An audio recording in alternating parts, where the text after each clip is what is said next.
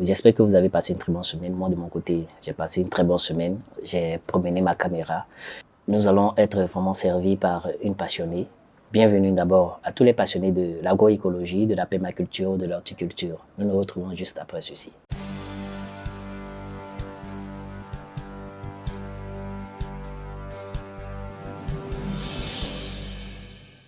Ma caméra a atterri dans une maison remplie de fleurs, de roses. Elle est très passionnée des fleurs, de l'horticulture. Nous allons ensemble visiter sa maison et sa passion pour les fleurs. Et pour tous ceux qui sont passionnés et aussi les débutants, nous allons ensemble découvrir et puis partager cette passion. Sans plus tarder, allons.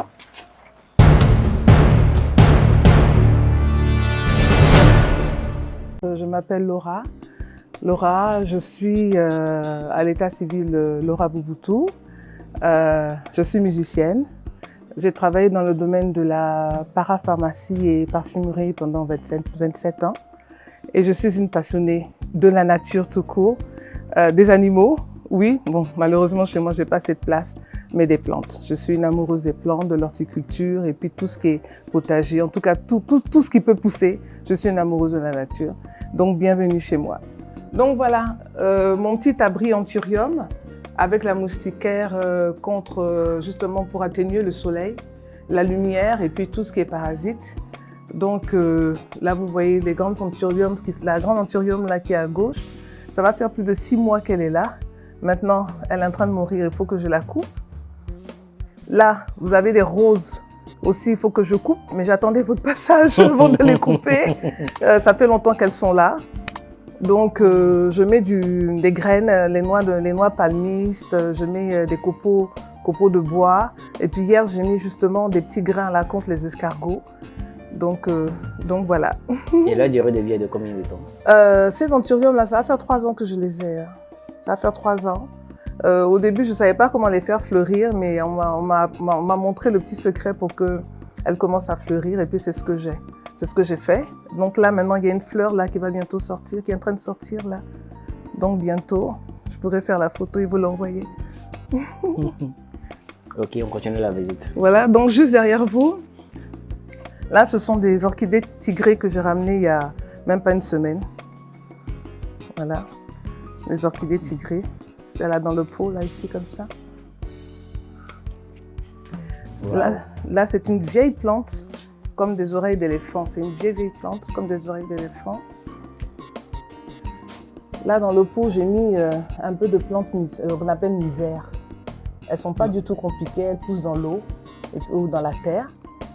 Juste derrière vous, vous avez les rosiers. J'ai la passion des rosiers. Voilà, ça, c'est un de mes rosiers. Et cette passion, elle vient d'où? Je sais pas. J'aime beaucoup les rosiers. Malheureusement, c'est pas la période de la floraison parce qu'il pleut trop. Les rosiers n'aiment pas trop l'eau. Ah bon? Non. Mais j'ai quand même des boutons. Bientôt, celle-là, elle va s'ouvrir. Elle est rouge. Ici, je devais couper, mais j'attendais votre passage pour vous montrer. Ça, c'est un rosier bicolore. Un bicolore, il donne des fleurs de deux couleurs. Donc, il y a le rose pâle et puis c'est presque blanc, celui-là. Voilà. Un rosier bicolore. Donc, tout ça, j'espère que dans quelques temps, ben, j'aurai des fleurs. Wow. Là, c'est une fougère. C'est ma tata fougère qui vous accueille à l'entrée. Oui. Là, vous avez encore un rosier. Là, c'est une plante asiatique. Il paraît qu'elle est porte-bonheur, elle amène beaucoup d'argent. Ah bon? Oui, comme je la vois bien développée, donc je suppose que dans quelques temps, je serai archi-milliardaire. Voilà. Et vous connaissez le nom? Malheureusement. Les jardiniers aussi, quand tu vas, bon, c'est pas tout le monde qui peut te donner les noms, mais je vais bientôt réparer tout ça. Ok, donc voilà. Vous qui regardez cette vidéo, si vous connaissez le nom de cette fleur, voilà, vous pouvez nous les envoyer dans un commentaire, voilà, pour l'aider à connaître le nom de cette fleur. Là, c'est fruit de la passion, mais je vais l'enlever parce que je l'avais mis en pot. J'avais mis en pot, mais c'est trop serré. Donc, je vais l'enlever pour le mettre en terre. Voilà le fruit de la passion ici. Là, c'est une orchidée. Elle est bien contente, elle a toutes ses racines là qui se développent. Elle est bien contente ici, celle-là. Et j'espère que bientôt, elle me fera des fleurs. Derrière vous aussi, vous avez encore une autre variété d'orchidées. Il y a tellement de variétés d'orchidées. Je suis en train, là je suis vraiment une nouvelle dans les orchidées. Je suis vraiment une amatrice, mais voilà une de mes premières fleurs que j'ai eues. Voilà. Il y a tellement de variétés. Et là, c'est un sabot de Vénus qu'on m'a offert. Là, il y a un tout petit bourgeon, là, quelque chose qui est en train de pousser. Là, je suis rassurée parce que je crois qu'il est bien là où il est content. La preuve, il se développe. Où est le sabot là? Le sabot de Vénus. Voilà, je crois qu'il voit. Voilà. Donc voilà, ça c'est une orchidée locale. Ça, il y en a partout. Il y en a partout chez tous les jardiniers. Ça aussi, on trouve ça aussi souvent chez les jardiniers, mais il faut que j'enlève parce que la base est trop petite. Donc, il faut un gros pot. Oui, oui. Je vais changer la base bientôt. Ce que vous voyez en bas ici, j'appelle cet endroit ma pépinière. C'est là que je mets toutes les nouvelles plantes que j'emmène quand je les transvase. Donc là, je les ai mises en pot il y a peut-être 4 jours. Ce sont des rosiers que j'ai ramenés de Boaké. Donc là, il y a des rosiers bicolores. Et puis, il y a des rosiers 3 pétales aussi. Donc, j'espère que d'ici quelques temps, ils me feront des fleurs. Ici, vous avez du basilic avec un petit goût d'anis. Ouais, le basilic, j'adore. Oui, voilà. J'adore. Avec un petit goût d'anis. Mais c'est très important d'avoir du basilic à la maison. Que chaque personne, normalement, devrait avoir du basilic à la maison. Je crois que le basilic, on le met dans les sauces. Dans les sauces et puis dans tout ce qui est... dans l'alimentation, dans tout ce qui est salade. Dans tout ce qui est salade, même tu peux faire aussi des infusions au basilic, c'est excellent pour la digestion. Le basilic a beaucoup de vertus. Donc je vous encourage à planter du basilic à la maison. C'est très très bon en tout cas. Je serai le premier consommateur. C'est très très bon. Et comme les gens savent que j'aime les plantes, on m'en offre régulièrement. Là, c'est un des hibiscus que j'ai reçu. Il est en traitement. Parce que les hibiscus, c'est comme les rosiers. Il faut tout le temps les traiter parce qu'ils attrapent les parasites très facilement. Là, c'est un gardénia que j'avais reçu. Je ne savais pas que lui aussi, il attrapait les parasites. Donc, monsieur Gardénia est en traitement aussi. Je le traite en même temps que les bougainvilliers. Donc, maintenant, je commence à avoir des feuilles. Sinon, il était vraiment en train de rendre l'âme. Donc, vous l'avez ressuscité. Le Dieu créateur de tout ça l'a ressuscité. Là, c'est un jasmin grimpant que j'ai mis en pot. Mais bientôt, il va falloir que je le mette en terre parce qu'il monte rapidement. Puis j'ai mis un peu de menthe à côté. Waouh, la menthe. La menthe poivrée. Poivrée? C'est pas ce qui sent bon, on met dans les thés. C'est ça, justement. Ah, ok. La menthe est excellente pour les digestions, pour tout ce qui est aussi rhumatisme et tout ça. L'huile de menthe est excellente aussi pour tout ce qui est massage, tout ça. Tous les encombrements aussi de la sphère ORL, tout ce qui est problèmes respiratoires et tout, le nez, les poumons, tout ça. La menthe est très indiquée. Il est facile à cultiver? La menthe aussi prend des parasites. Donc, pendant que je traite les hibiscus, je traite aussi la menthe. J'ai perdu beaucoup de pieds, mais depuis que je mets le même traitement, ça commence à me donner des feuilles. Et quel genre de traitement? C'est à base de quel genre de... C'est des mélanges que les jardiniers m'ont montré. Ils m'ont montré les produits et moi je pulvérise. Ce sont des produits naturels?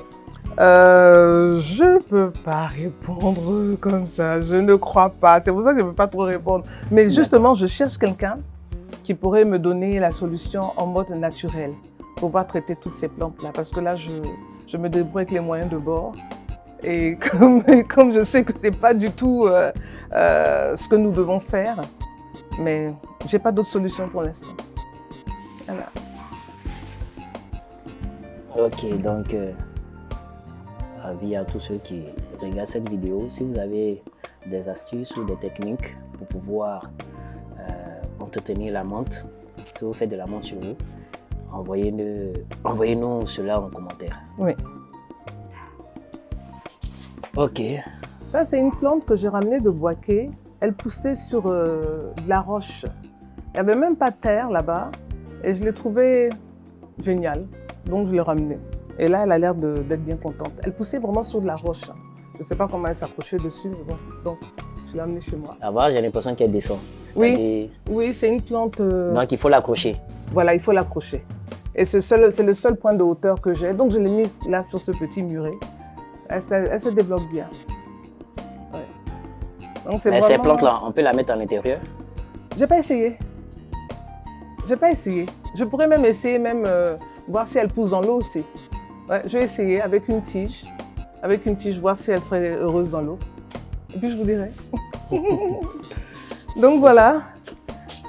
Ça, c'est la menthe que j'avais essayée toute seule. Là, elle a rendu l'âme presque. Presque.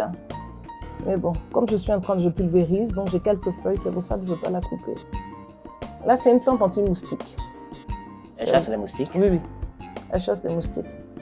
Et je pense que même on peut même s'en frotter comme ça, un peu sur le corps, comme ça. Ah bon, hein? Oui. C'est comme, je suppose que c'est le même principe actif que la citronnelle aussi. Okay. La citronnelle, elle chasse les moustiques. La citronnelle chasse les moustiques? Ah oui. Ah non, là, je ne savais pas. Vous prenez des feuilles de citronnelle, comme ça, vous la frottez entre les mains, puis vous mettez ça sur le corps, un moustique ne s'approche pas. Ah bon, ça, je vais essayer. Je ne l'ai jamais su. Et surtout, cette plante même, je vais la prendre et aussi l'essayer à la maison. Oui, elle pousse très facilement. Et comment est-ce qu'on l'appelle ça? Qui peut me dire? Je suis vraiment une amatrice, quoi. Ça, c'est une vieille plante. Quand ma mère est venue chez moi, elle me dit hey, ça, c'est une vieille plante, c'est qu'on était petits. Mais donnez-moi le nom, je veux bien. Je sais pas. Je sais pas. Et ça, c'est pas moi qui l'ai mise ici. Hein. Elle-même, un jour, j'ai vu que ça commençait à sortir de la terre. Donc, je dis bon, si tu es contente ici, reste comme ça. Sinon, c'est pas moi qui l'ai plantée là, comme ça, près du mur. Ok. Voilà. Non, si vous connaissez le nom de cette plante, envoyez cela en commentaire. Maintenant, il y a celle-là. C'est celle-là qu'on trouve sur toutes les clôtures. Il y a beaucoup de clôtures sur lesquelles on voit des fleurs blanches qui pendent. Donc, ça fait comme une corde comme ça. Donc, un seul pied m'a donné tout ça. Voilà, tout le long du mur. Et ça n'a même pas fait, beau. Moins de 6 mois. Hein. En moins de 6 mois. Wow. Et les fleurs blanches ont commencé à sortir. Mais c'est une plante, j'ai remarqué, qui n'aime pas l'eau. Parce que j'ai la même que j'ai mise en pot. Mais avec la pluie là qu'on a eue ces jours-ci, là, elle est en train de mourir. Elle n'aime pas réellement l'eau. Mais elle est vraiment très facile, mais très envahissante. C'est pour ça que je n'ai mis qu'un seul pied. Mais avec un seul pied, j'ai eu tout ça. Wow. Ok. Et ça, est-ce qu'on l'a présenté? On l'a pas présenté. Je sais aussi c'est une vieille plante. Bon, mon chat l'utilise comme grattoir. Elle gratte là. Elle gratte le pied là. Ici, comme ça, mon chat fait ça. Ils ont besoin de... Je pense que c'est par rapport aux griffes. Donc, ils ont besoin de gratter les choses en permanence. Donc, au lieu qu'elle s'attaque à mes fauteuils, donc je la laisse se gratter, se faire les griffes, mais avec la base seulement. Ce niveau de la base seulement. Ok. Voilà. Donc, vous voyez bien la trace des pattes. Oui. Donc, elle vient se faire les griffes là. Okay. Et puis c'est génial, elle attrape toutes les souris. Donc grâce à ça, j'ai aucune souris chez moi. Donc voilà, donc je la laisse faire. Je crois que... Et cette plante, je crois. Celle-là? Je crois que non. Oui, celle-là, j'ai oublié le nom. Oh! Oui, c'est joli. Oui, un genre de verre luisant. J'ai oublié le nom. Un peu au cactus. Non, je suis sûre que quand vous allez partir, ça va me revenir. Ça s'appelle bromélia, je crois. Je crois que c'est des bromélias. Ça donne des grosses fleurs comme ça, de plusieurs couleurs. Et là, on les nourrit par... l'intérieur, on met de l'eau, c'est vrai au niveau de la base où j'ai mis des copeaux de coco et puis de bois, mais on met l'eau dans les trous là. Mais pourquoi dans les trous? On l'arrose pas comme les autres autour dans le pot? Si, j'arrose, il faut que ça soit en permanence humide, mais le jardinier m'a dit, madame, mettez l'eau ici, là, ils vont boire l'eau comme ça. Ah, ok. Voilà. Et de temps à autre, je vois des grosses fleurs rouges ou oranges apparaître. Waouh. Waouh. Donc voilà ce que j'ai fait. J'ai mis du bois, j'ai mis des copeaux de coco avec les graines de palme là, tout comme les orchidées. C'est ce que j'ai fait, et puis j'ai mis dans un petit pot qui peut recueillir l'eau. Waouh. La couleur me plaît bien. Quand une fleur va sortir, je vais vous l'envoyer. Oui, certainement. Donc voilà. Ça, c'est, il n'est pas en fleurs, mais vous aurez la photo. Ça, c'est un rosier grimpant libanais. Ça donne de toutes petites fleurs blanches et jaunes. Toutes petites fleurs blanches et jaunes et qui sont très, très, très beaux. Très beaux. Mais j'ai pris la photo, donc je vais vous la montrer tout à l'heure. Ok. Voilà. Donc voilà. Je crois qu'on a un peu fait le tour. Un peu. Toutes vos plantes sont des plantes extérieures, je crois. Oui et non. J'ai la langue de la belle-mère que j'ai dehors. Là, je l'ai mise dans un vase à l'intérieur. Ok. Voilà. Mais je ne garde pas trop les plantes à l'intérieur parce que comme il fait assez chaud, voilà, c'est pour ça. Comme il fait assez chaud à l'intérieur de la maison, donc il n'y a que la langue de la belle-mère qui est une plante très très résistante. Tu peux ne pas l'arroser. Tu peux ne pas l'arroser et puis elle pousse. Elle pousse. Donc elle, je l'ai mise en intérieur. Les fougères peuvent se mettre aussi en intérieur. Voilà. J'ai même acheté 2 types de fougères. Il y a des nouvelles fougères que j'ai ramenées là. Les voilà. Celles-là. Ce sont des variétés de fougères. J'ai ramené ça il y a peut-être même pas une semaine que j'ai mis dans les pots là. Tout ça on peut mettre à l'intérieur. Mais il faut que l'intérieur soit... Je crois qu'elles ne grandissent pas trop. Non, non, non. Elles ne grandissent pas trop. Celle-là, elle va grandir un peu comme ça et puis se déverser comme un parapluie, comme ça. Oh, parapluie à l'envers. Et puis celle-là, elle va grandir un peu. Pas trop.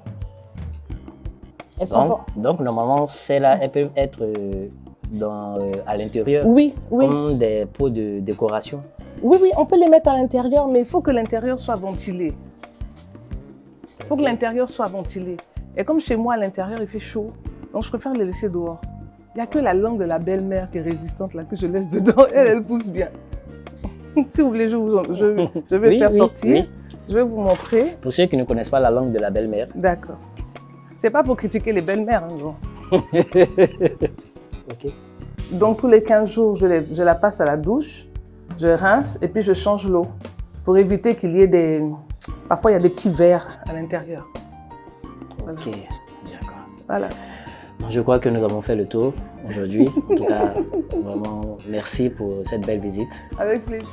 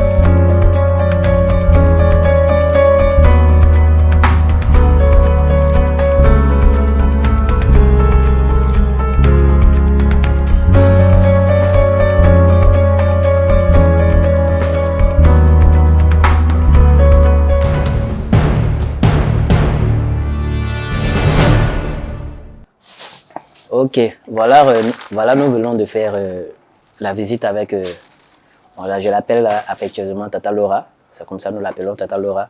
Donc, nous venons de faire la visite. Pour toutes les plantes qu'elle ne connaît pas le nom, voilà, si tu es passionné, que tu